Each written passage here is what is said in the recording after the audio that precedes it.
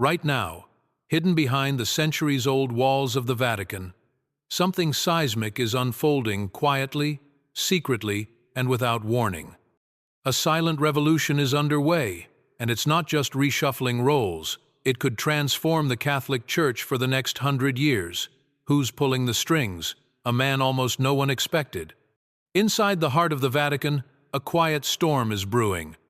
Pope Leo XIV, a name barely known before his election, is now methodically dismantling the very foundation laid by his predecessor, Pope Francis. And we're not talking about minor tweaks or symbolic gestures. No, this is a sweeping overhaul, a total reinvention that could reshape the soul of Catholicism for generations to come. Behind closed doors, the most powerful cardinals in the Church are receiving cryptic phone calls. Some are being politely reassigned, others removed entirely, and yet the Vatican remains eerily silent. Not a word, not a whisper in the official press. But the implications are massive. Because this isn't just internal church politics, this affects over 1 billion Catholics worldwide. The choices being made right now in Rome will ripple through cathedrals in Paris, villages in the Philippines, suburbs in America, and remote chapels in Africa. What's decided in the Vatican doesn't stay in the Vatican. It shapes the spiritual lives of people from New York to Nigeria, from Brazil to Bangladesh. What makes this moment even more astonishing? Nobody saw it coming. Pope Leo wasn't the obvious successor. He wasn't charismatic, wasn't a public favorite, and certainly wasn't the media darling. He was that quiet, unassuming figure in the background, often overlooked, rarely quoted, and never flashy. But now he's revealing himself as a man of vision, precision, and strategy. One by one, he's making bold moves that are turning the Church upside down. So who is Pope Leo XIV? Chances are, if you're like most people, you hadn't even heard of him before the conclave, and that was entirely by design. This is a man who plays chess while the rest of the world plays checkers. While others were focused on sermons and spotlights, Leo was mapping out long-term plans in silence. His strengths don't lie in grand speeches or photo ops. They lie in theology, structure, and behind-the-scenes influence. Where Pope Francis was the shepherd, warm, open, and driven by mercy, Pope Leo is the architect. He's focused on clarity, order, and long-term legacy. Francis envisioned a church that smells like the sheep, down in the trenches with the people. Leo envisions a church that stands firm like a citadel, unshakable, organized, and unified in voice and purpose. But don't mistake this for coldness. Leo isn't heartless. He's simply steering the Church with a different compass. Francis saw a broken world in need of compassion. Leo sees a confused world in need of direction. And if you want to understand why this shift truly matters, you have to look at how power really functions within the Vatican. Unlike secular governments, Vatican power doesn't play out on live television. Much of it happens in silence, out of sight. Cardinals aren't just figureheads in ceremonial robes. They run what you might think of as the Church's internal ministries: doctrine, education, diplomacy. Some are media-savvy, giving interviews and drawing headlines. Others operate like ghosts in the background, quietly shaping policies that affect millions of lives, often without anyone knowing their names. Under Pope Francis, many of these cardinals were given unprecedented freedom. He trusted them, empowered them, and let them craft a more inclusive, merciful church. They weren't just advisors, they were builders of his vision. But Leo, he has a new blueprint, and that means the old architects are being removed. So, who exactly is in Pope Leo's crosshairs? These aren't just bureaucratic changes. Each one sends a signal about what kind of church Leo wants to create. And it starts with Cardinal Mauro Gambetti. Gambetti isn't just any cleric. He's the archpriest of St. Peter's Basilica, the most iconic church on the planet.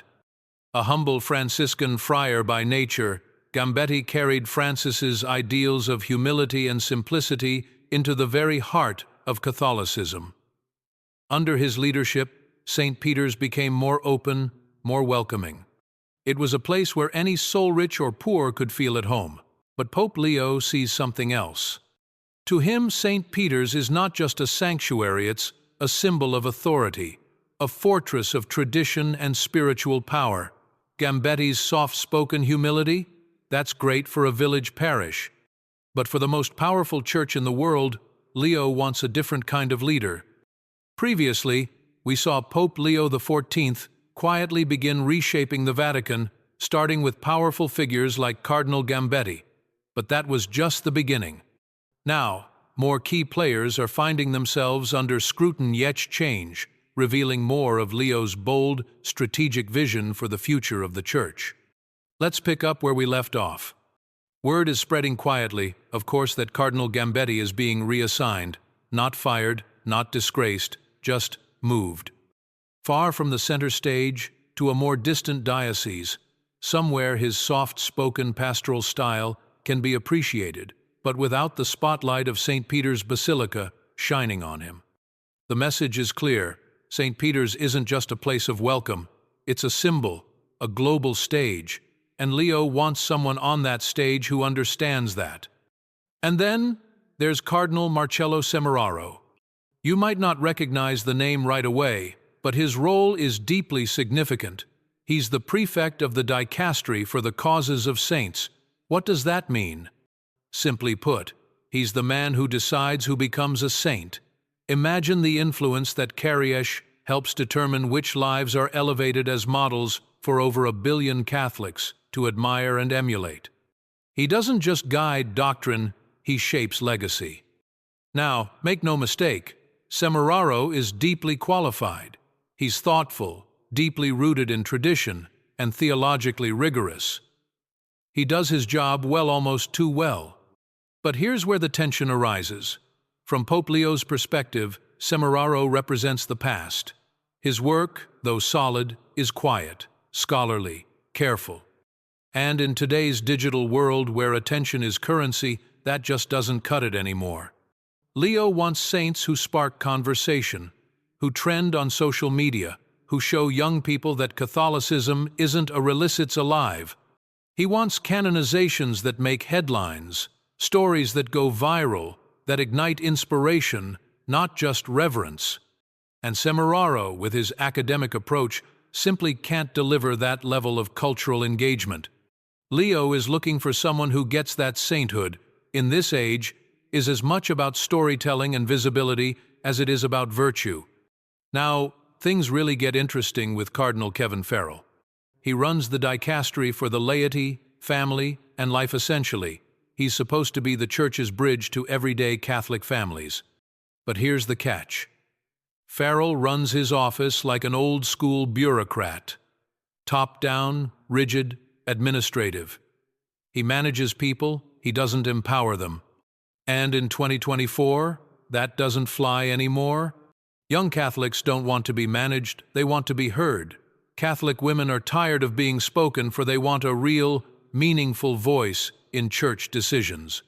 Families grappling with real-world challenges aren't looking for abstract rules, they're looking for guidance that's practical, compassionate, and actually helps. And Leo understands that. His vision for the Church is not one where laypeople are just given symbolic roles. He wants them to have real authority, real input, not just the illusion of inclusion. That means Farrell's institutional, impersonal approach, it's on its way out. And there's another layer to this. Farrell also holds the title of Camerlengo, the person responsible for running the Vatican between popes. That title makes him a pillar of the old structure, the very system Pope Leo is actively reshaping. His removal would be more than administrative. It would be symbolic, a clear signal that Leo is breaking from the past and building something entirely new. But perhaps the most delicate and complex case of all, Cardinal Arthur Roche. He's the head of the dicastery for divine worship and the discipline of the sacraments. In plain terms, he's the one who oversees how Catholics worship what Mass looks and sounds like all over the world. And his role has placed him in the center of one of the Church's most emotionally charged debates, the traditional Latin Mass. Under Pope Francis, Roche was tasked with enforcing some highly controversial restrictions on the use of the old Latin liturgia form of worship cherished by many traditionalist Catholics. Francis believed that limiting it would promote unity, but Roche's enforcement? It stirred a storm. The backlash was fierce and from both sides. Traditionalists resented him for taking away their preferred way to worship. Progressives criticized him for being too authoritarian, saying his methods created unnecessary division. In trying to unify, he unintentionally alienated. Now Leo looks at this and sees a missed opportunity not just to enforce, but to heal. Leo still values unity, but he wants someone who can build bridges, not burn them. Someone who can respect tradition without being trapped by it. If Roche is replaced, it won't be just about liturgy. It'll be a message that the Church will move forward through diplomacy, not division. Through inclusion, not control. The next person to take on this role will likely be someone who can mend these liturgical wounds rather than deepen them. Someone who can listen, adapt, and guide the Church into a new era of spiritual cohesion. But these personnel shifts are just one part of Pope Leo's master plan. To truly understand where all of this is going, we need to dig deeper into the roots of his vision, the structure he's trying to build, and the kind of church he believes the world desperately needs now. Up to this point, we've seen Pope Leo XIV begin replacing some of the Church's most powerful figures, quietly but decisively. But his boldest move may be yet to come, because the biggest target of all might just be Cardinal Victor Manuel Fernandez. Now, this isn't just any cardinal. Fernandez holds one of the most powerful and controversial positions in the Vatican. He's the prefect of the dicastery for the doctrine of the faith, which means he oversees what the Catholic Church officially teaches about, well, everything. From moral issues to theological doctrine, this office defines the boundaries of Catholic belief. And Fernandez? He wasn't just a distant academic. He was Pope Francis's theological right hand, the man behind some of Francis's most influential writings. He championed a more flexible, compassionate, pastoral approach to church teaching. His core belief, life is messy, and church doctrine should reflect that complexity. To many modern Catholics, that made sense.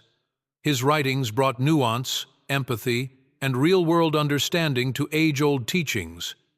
He tried to meet people where they were.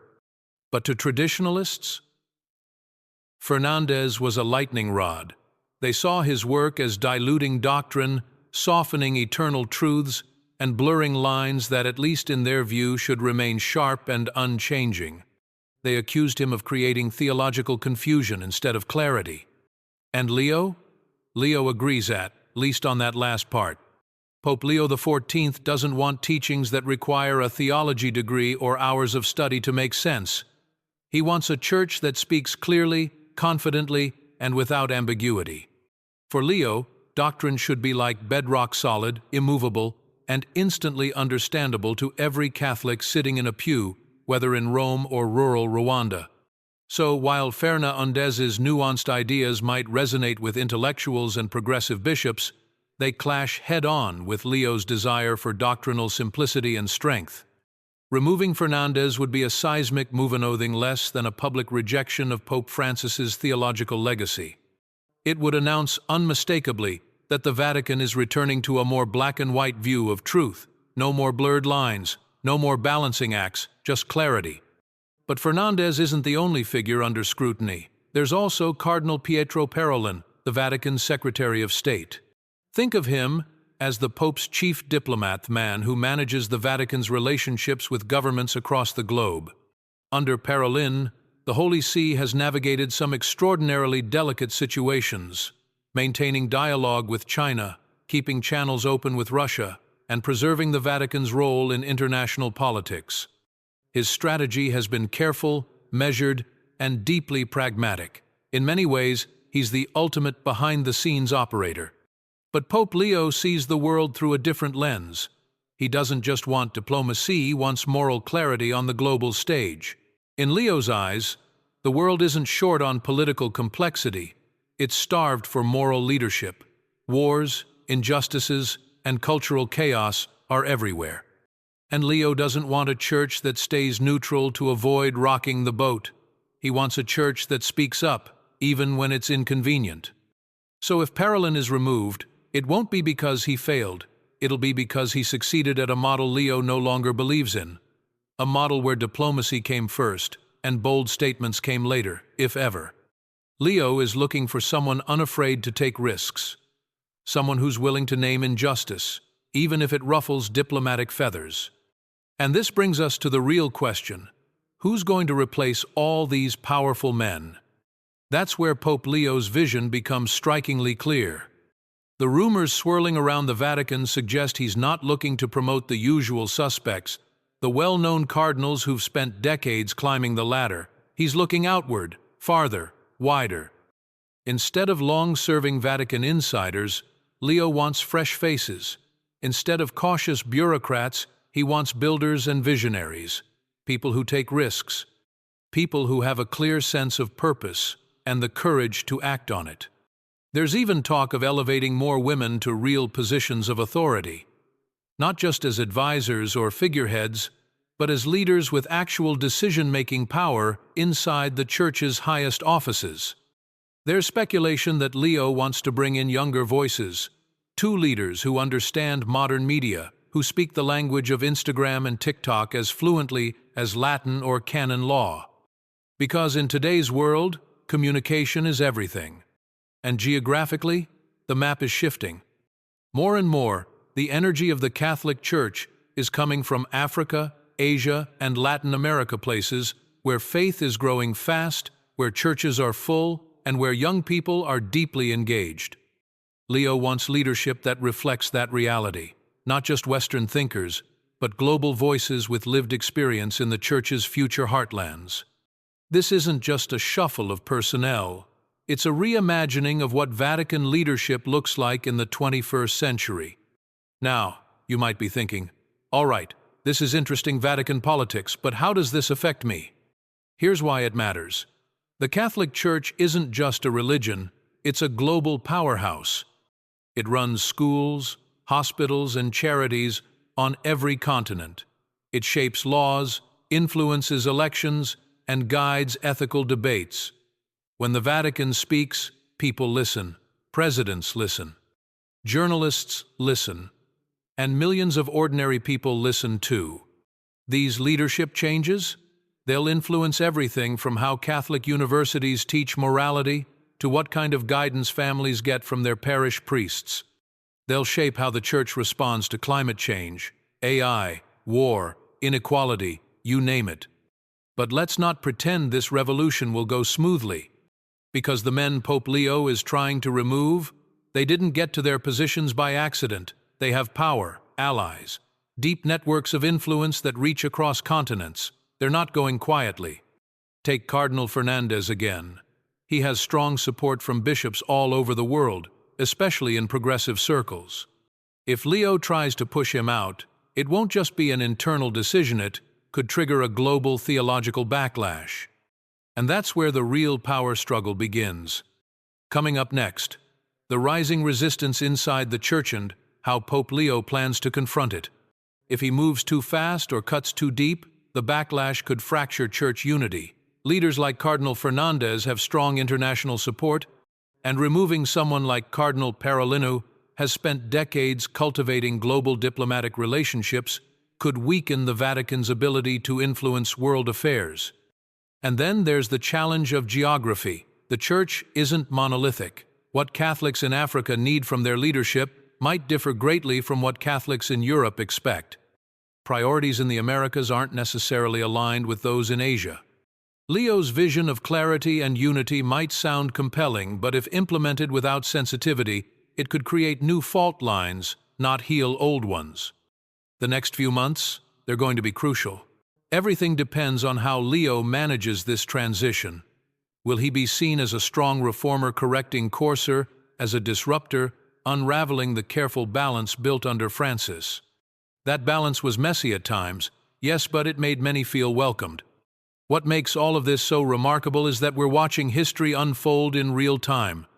The Catholic Church has lasted for over 2,000 years, by walking a tightrope, adapting just enough to survive, but never too much to lose its core identity.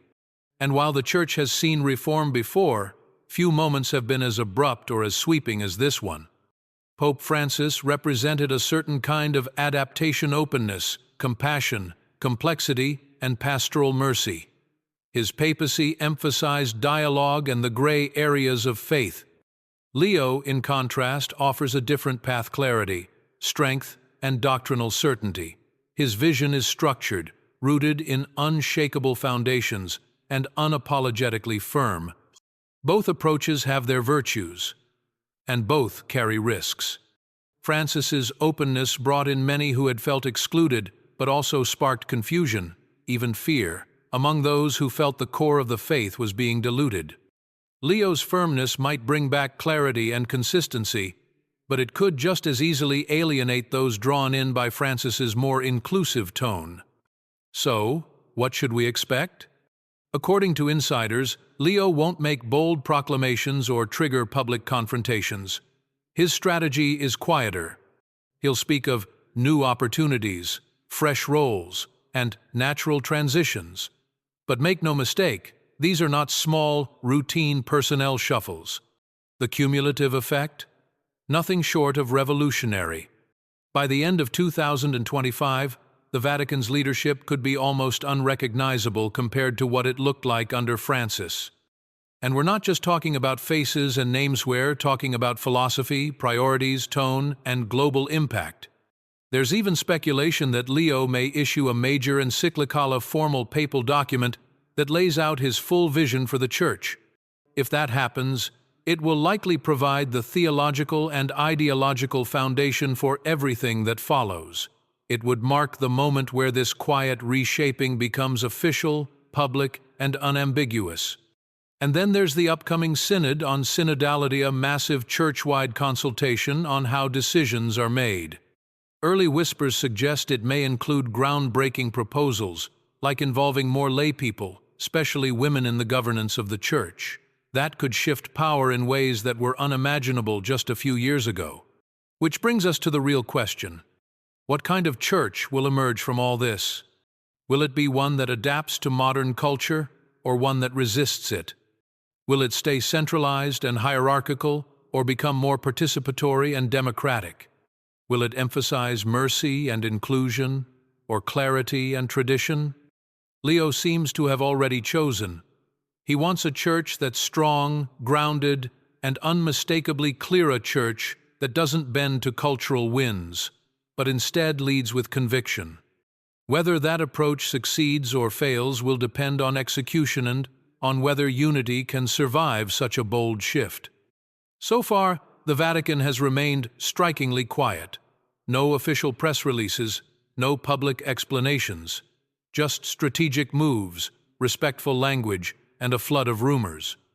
But behind the silence, something historic is taking shape. This could be the most significant transformation the Catholic Church has seen in generations. And whether you're Catholic or not, religious or not, this story matters. Because the Church influences global diplomacy, social ethics, human rights, education, healthcare, and the moral compass of over 1 billion people. So now we ask you, what do you think about Pope Leo's vision? Is he making the bold moves needed to strengthen the Church for the future? Or is he risking the unity that Pope Francis worked so hard to build? Let us know in the comments. Your thoughts matter more than ever. And don't forget to subscribe, because we'll be following every step of this revolution, from Rome to the remotest corners of the Catholic world. The old era is ending. A new one is just beginning. The only question now is, what kind of church will rise from the change, and how will it shape the world to come? This is history in motion, and we are all witnesses.